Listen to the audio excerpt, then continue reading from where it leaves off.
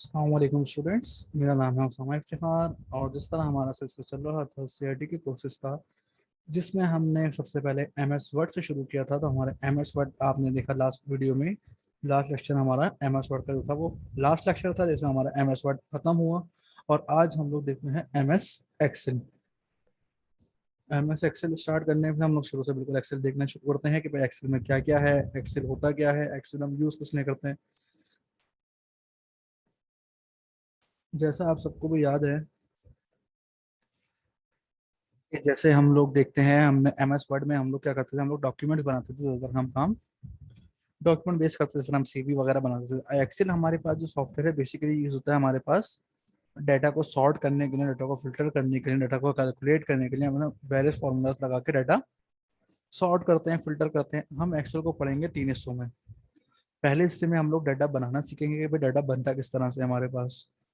दूसरे हिस्से में हमारा काम होगा कि हम डाटा को सॉर्ट करेंगे, फिल्टर करेंगे। और तीसरे हिस्से में हम लोग डाटा को प्रेजेंट करेंगे, क्योंकि अगर हम डाटा बना रहे हैं कोई, हम उसे अगर एक अच्छी तरह से प्रेजेंट करके अपने क्लाइंट्स को या अपने बॉस को नहीं दिखा सकते, तो हमारा डाटा जो हमने बनाया है वो कोई फायदा नहीं है। क्योंकि आपने जैसे देखा है, लोग ज्यादातर बोलते हैं कि भाई एक्सेल पढ़ना है तो एक्सेल में फॉर्मूला रटो, फॉर्मूला रटो, फॉर्मूला रटो। ऐसे फॉर्मूला रटने से क्या फायदा जो आपको अपना काम क्रिएटिवली प्रेजेंट करना ना है। तो हम सारे काम करेंगे, हम एक्सेल को पढ़ेंगे तीन हिस्सों में। पहले हम देखेंगे डाटा बनता कैसे है, फिर डाटा हम सॉर्ट करना सीखेंगे, फिर डाटा को हम प्रेजेंट करना सीखेंगे। तो मेरी एक्सेल में जो है, हमने क्या करना है, हमने एक्सेल में शुरू किया। मैंने एक्सेल ओपन किया ही है, तो मेरे पास जो फर्स्ट यूजर इंटरफेस एक्सेल का आता है वो क्या आता है भाई। जैसे मैं न्यू फाइल करता हूँ तो मेरे पास एक्सेल का फर्स्ट यूजर इंटरफेस आता है मेरे सामने। तो इसमें मेरे पास वही चीजें जो सारी हमने वर्ड में हम देख चुके हैं अच्छी तरह से। मैंने यहाँ पे करा ब्लैंक वर्कबुक। वर्ड में हमारे पास क्या होता था, वर्ड में हमारे पास न्यू डॉक्यूमेंट ओपन होता था, पर यहाँ पे क्या ओपन होता है मेरे पास, एक वर्कबुक। जैसा हमारे पास एक नॉर्मल बुक होती है, उसके अंदर हम जितने पेजेस चाहें उतने पेजेस ले सकते हैं। इसी तरह हम इस एक्सेल की वर्ड बुक में जो लिखा हुआ आ रहा है वर्कबुक 3 में, मेरे पास शीट नंबर 1 आ रही है। अब मैं यहाँ पे प्लस के साइन पे अगर क्लिक करता हूँ तो यहाँ पे मेरे पास शीट 2 आ गई, शीट 3 आ गई, शीट 4, शीट 5। तो मैं इस तरह सेम बुक के अंदर मल्टीपल शीट्स ले सकता हूँ। जिस तरह हम वर्ड के अंदर सेम डॉक्यूमेंट में मल्टीपल पेजेस लेके काम करते थे, इसी तरह हम एक्सेल के अंदर सेम बुक में हम मल्टीपल शीट्स लेके काम करते हैं। शीट इंसर्ट करना है, प्लस के साइन पे क्लिक करेंगे हम, शीट इंसर्ट हो जाएगी। डिलीट करना है, राइट क्लिक करें और delete. Right click, delete, right click, delete, right click, delete. अब इसे रीनेम अगर आपने करना है तो आपने क्या करना है, डबल क्लिक करना है शीट के नाम पे, और आप उसका जो भी लिखना चाहें, फर्स्ट क्लास, तो मैंने यहाँ पे उस शीट का वो नाम रख दिया। अब हमारे पास एक्सेल के अंदर एक बुक है, उसके अंदर मल्टीपल शीट्स हम मिल सकते हैं, पर एक शीट में हमारे पास कितने नंबर ऑफ रॉज हैं और कॉलम्स हैं। जैसे अगर मैं यहाँ पे बीच में कहीं क्लिक करता हूँ तो आप देख सकते हैं यहाँ पे ये एक ग्रीन कलर का बॉक्स बना हुआ आ रहा है। ये पूरा एक ग्रीन कलर का बॉक्स जो है, ये मेरे पास क्या है, एक सेल है। तो इस तरह से जो हमारे पास सेल आ रहे हैं, हर सेल का एक होता है सेल एड्रेस। जिस तरह मेरा नाम उसामा है, इस तरह आपका भी सबका अलग अलग नाम होगा। किसी का नाम अहमद, किसी का नाम अली। तो उस तरह हर सेल का नाम भी होता है। तो अभी नाम हमें कैसे पता चलेगा कि सेल का क्या नाम है। हम सेल का नाम देखने के हम क्या करते हैं, जैसे मैंने क्लिक करा इस बॉक्स में, तो इसका हम देखते हैं इसका कॉलम नंबर क्या आ रहा है। ये ए बी सी डी क्या है, कॉलम्स में डिवाइड हुई हैं। और फिर 1 रो, 2 रो, 3 रो, 4 रो, 5 रो। तो मेरे पास जो सेल है ये मेरे पास सी कॉलम में रो 5 में आ रहा है। तो इसका नाम होगा हमारे पास C5, जो कि आपको लेफ्ट हैंड साइड में यहाँ पे इजीली दिख सकता है। C5 लिखवा आ रहा है, ये नेम बॉक्स है। जिस सेल पे आप क्लिक करेंगे उसका नाम वहां पे भी लिखा हुआ आएगा। अगर आपने खुद देखना हो तो आप पहले उसका कॉलम नेम लिखेंगे, उसके बाद उसका रो नेम लिखेंगे, कि पहले कॉलम का नाम बाद में रो का नाम। तो अब सवाल ये था कि मेरा एक्सेल की एक सिंगल शीट में कितने नंबर ऑफ रोज होते हैं और कितने नंबर ऑफ कॉलम्स होते हैं। तो अगर मैं देखने चाह रहा हूँ कितने नंबर ऑफ कॉलम्स हैं या लास्ट कॉलम का नाम क्या है। जैसे पहले कॉलम का नाम क्या है, मेरे पास पहला कॉलम ए है, दूसरा कॉलम बी है, तीसरा कॉलम सी है। इस तरह आखिरी कॉलम जो है वो मेरे पास है XFD। मतलब ए से लेके जेड तक गए, फिर AB AC AD इस तरह शुरू हुआ, फिर BA BC BD इस तरह शुरू हुआ। करते करते करते करते XFD पे आके नंबर ऑफ कॉलम्स जो है मेरे पास एंड होते हैं और नंबर ऑफ रॉस कितनी होती हैं in a single sheet of Excel, हम वो भी चेक करते हैं। तो हमारे पास कितनी आ रही है भाई नंबर ऑफ रॉस,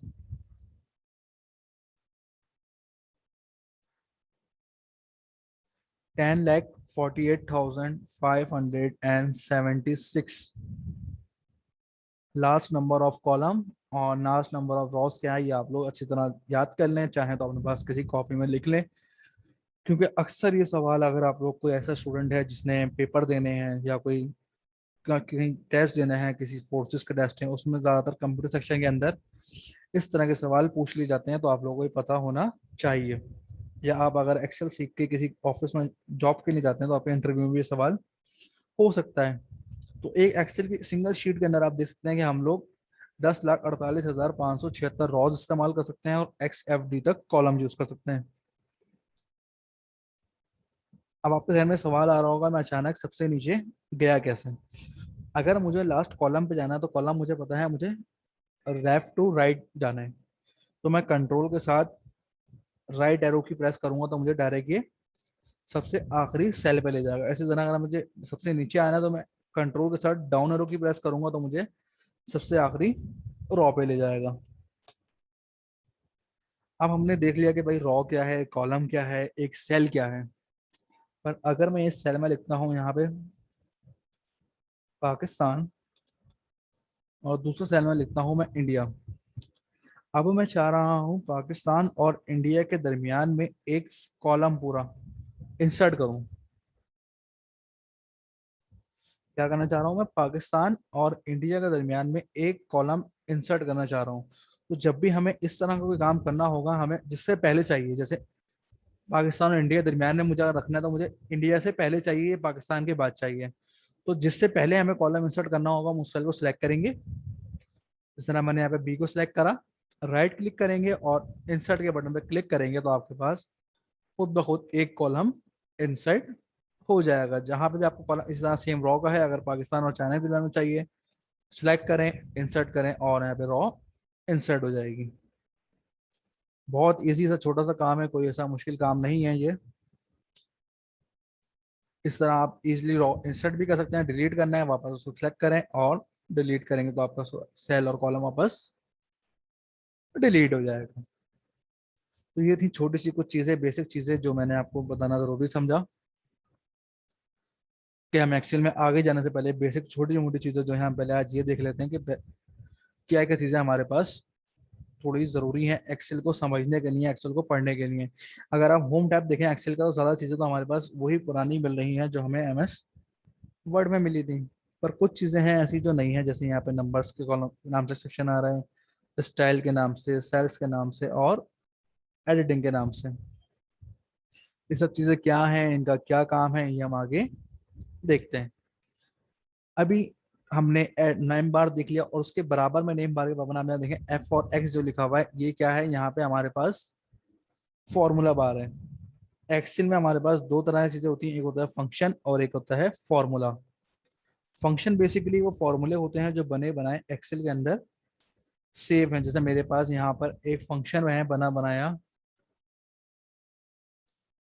सम का, तो ये मेरे पास बना बनाया सम का फंक्शन है। मुझे अगर जैसे मैंने यहाँ पे लिखा 5 और यहाँ लिखा मैंने 10, मुझे इन दोनों को प्लस करना है तो मैं यहाँ पे क्या करूंगा, is equal to some number 1 colon number 2 और ब्रैकेट क्लोज करूंगा और एंटर करता हूं तो मेरे पास इन दोनों का टोटल यहाँ पर आ गया 15।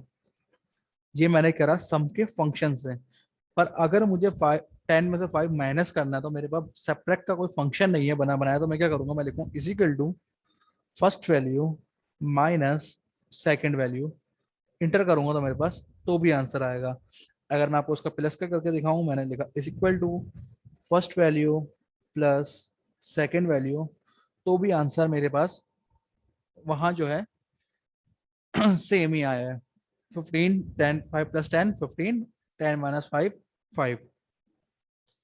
तो ये चीज जैसे हमारे पास जो बना बनाया फंक्शन है फॉर्मूला बना बनाया एक्सेल में सेव है उसे हम कहेंगे फंक्शन, और जो फॉर्मूला बना बनाया नहीं है जो हम खुद लिखेंगे उसे हम कहते हैं फॉर्मूला, जो नॉर्मली होता है। एक बात अपने ऊपर आप लोग याद कर लें, फर्ज कर लें कि जब भी एक्सेल में कोई फॉर्मूला लिखना है तो उसके लिए हमने क्या करना है, एक्सेल में कोई भी फॉर्मूला लिखने के लिए सबसे पहले इस इक्वल का साइन लगाना लाजमी है। जब तक आप इस इक्वल का साइन नहीं लगाएंगे आप कोई भी फंक्शन या कोई भी फॉर्मूला नहीं लिख सकते। मैंने इज इक्वल टू सम लिखा तो सारे फंक्शन मेरे पास यहाँ पे एक्टिव हो गए, और अगर मैं ऐसे ही डायरेक्ट यहाँ पे सम लिखता रहूँ या कुछ भी लिख दूँ यहाँ पे मेरे पास कुछ भी फंक्शन एक्टिव नहीं होंगे। फॉर्मूला लिखने के लिए हम अपने ऊपर ये बात फर्ज कर लेंगे कि हमें जब भी फॉर्मूला लगाना है तो हमें इस इक्वल का साइन लाजमी तौर पे लिखना ही लिखना है। अगर मैंने किसी सेल में कोई चीज लिखी, जैसे मैंने यहाँ पे लिखा पाकिस्तान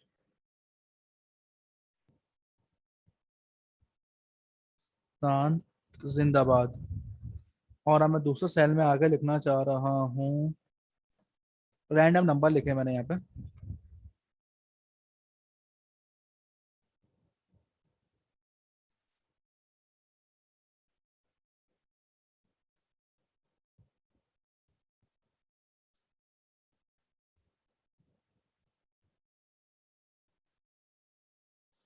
तो मैंने यहाँ पे आप देख सकते हैं पाकिस्तान जिंदाबाद लिखा है, पर मुझे यहाँ पे लिखा हुआ नजर आ रहा है पाकिस्तान। तो जब इस तरह का कोई मसला हो या आप नंबर लिखते हैं तो वो इस तरह हैश में कन्वर्ट हो जाते हैं। तो ये हैश में कन्वर्ट होते हैं तो बहुत सारे लोग परेशान हो जाते हैं, ये क्या हुआ हमारा डाटा खराब हो गया। हमारा डाटा खराब नहीं होता, दरअसल आपके उस कॉलम में उतनी जगह नहीं होती कि वो पूरा नंबर्स को डिस्प्ले करे। तो आप उसके लिए क्या करते हैं, सी मैंने कॉलम का साइज इंक्रीज करना है, तो सी जहाँ पे खत्म हो रहा है, अगर सी का साइज इंक्रीज करना है तो सी जहाँ पे खत्म हो रहा है वहां पे मैं अपना कर्सर लेके जाऊंगा, तो आप देखते हैं इस तरह एक प्लस का साइन आ रहा है, इसमें दोनों साइड पे एरो निकले हुए हैं। तो यहाँ से मैं ड्रैग करके अपने साइज को जितना चाहूँ उतना बड़ा कर सकता हूँ। अब बी कॉलम का साइज करना है तो बी के एंड पे गया और बी का साइज भी मैंने इंक्रीज कर दिया। यहाँ आप एक बात देख सकते हैं, मेरे पास टेक्स्ट जो है, टेक्स्ट डाटा जो है वो बाय डिफॉल्ट एक्सेल में लेफ्ट अलाइन होकर आता है, और न्यूमेरिक डाटा जो है वो बाय डिफॉल्ट एक्सेल में राइट अलाइन होकर आता है। इसको अलाइनमेंट सेट करनी है तो आप इसे सेंटर अलाइन, मिडिल अलाइन, इसी तरह मैं इसको सेलेक्ट करा सेंटर अलाइन और मिडिल अलाइन कर सकते हैं। अगर आपने साइज जो मैंने आपको बताया ऐसे आप एडजस्ट कर सकते हैं, आपने मैनुअली करना है तो आप जाके फॉर्मेट में और यहाँ पे जाकर रॉ हाइट या रॉ कॉलम विड्थ जो भी आप डिफाइन करना चाहें वो कर सकते हैं। कॉलम विड्थ हमने ये देख ली, रॉ हाइट क्या है, यहाँ से आपने रॉ हाइट बढ़ानी है, अगर टू की टू यहाँ पे खत्म हो रहा है वहां से उसको ड्रैग करें तो जितनी बड़ी आप रॉ की हाइट करना चाह रहे हैं उतनी बड़ी रॉ की हाइट हो जाएगी। तो ये आज की क्लास में बिल्कुल बेसिक छोटी सी चीजें थी जो मैंने आपको जरूरी समझा कि आज मैं आपको बताऊं एक्सेल के बारे में कि एक्सेल में आप लोग क्या क्या काम करेंगे, किस तरह करेंगे, एक्सेल में होता क्या है। उम्मीद है आपको ये क्लास पसंद आई होगी। अगर ये क्लास पसंद आई है तो उसे दूसरों के साथ शेयर करें ताकि जो लोग भी सीखना चाहते हैं पर वो महंगी महंगी फीसें अफोर्ड नहीं कर सकते तो वो यहाँ इजीली सीख सकें। अगर किसी भी स्टूडेंट का कोई भी सवाल है तो आप लोग मुझसे आसानी से कमेंट सेक्शन में या मेरे फेसबुक पेज पे मुझसे रब्ता कर सकते हैं। मिलता हूँ आपसे नेक्स्ट वीडियो में, तब तक के लिए अल्लाह हाफिज।